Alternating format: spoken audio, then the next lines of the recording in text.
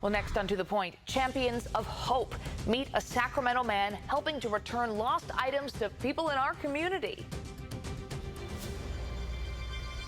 And look, we know that in news, stories are often filled with challenges and hardships, but incredible things are happening every day, from neighbors helping neighbors to inspiring acts of kindness.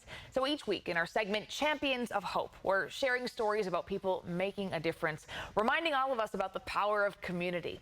Tonight, To The Point host Alex Bell introduces us to a familiar face on the American River who might have found your phone or keys.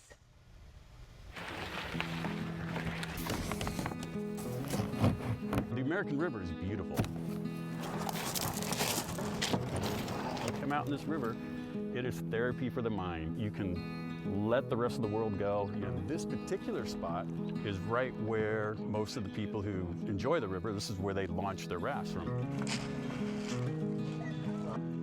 A place of adventure during hot summer days. It's also a place where Carl Bly finds all the stuff people drop in the river.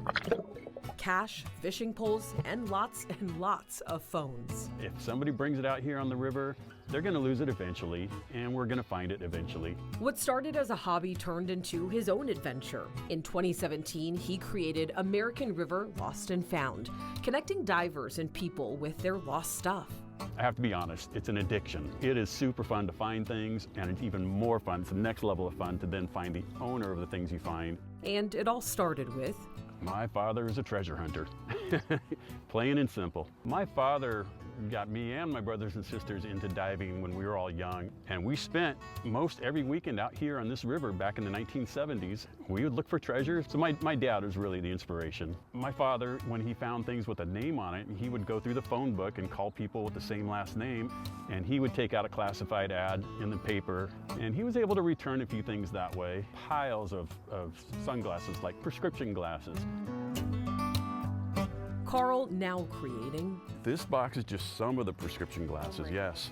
And, you know, we try to return these as well. A collection of his own. This is all of your treasure. Yes. Things I have to say are pretty unique. I mean, you still see people's lanyards on them. That's just incredible. What started as a childhood adventure alongside his dad, becoming a meaningful way to connect with the community. Lisa, if you're looking for your keys, they're right here. I think one of the most unique things that I was not expecting to find out here were so many drones. This drone, really would like to return this drone, and it had a memory card in there with some video, one tight shot of the owner, so we can definitely identify the owner if he knew that we had it. So that's the key. I have returned dentures before, believe it or not. It has happened. It's some conversation pieces. Sharing his finds with over 25,000 followers on Facebook alone. I personally find close to 100 phones a year, and other divers give me other phones to return. And last year, with the help of one particular diver, we found 157 cell phones. In 1 year. In 1 year. Now you have a lot of stuff. Why keep it? That's exactly what my wife says. Why keep it? But I can wind up donating most of it. I'm always hopeful that we'll be able to return them someday. Every now and then I get a message saying, hey, you know, I know it's a long shot, but 4 years ago I lost the phone. It's so gratifying to return stuff. I can't tell you how many countless stories of people that tell me, you know,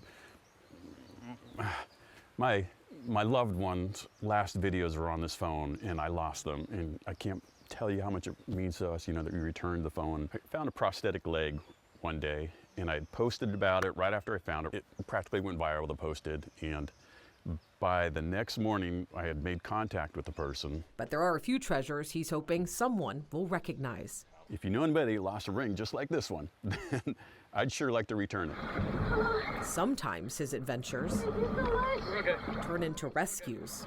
You guys deserve a medal. You just saved my life, actually.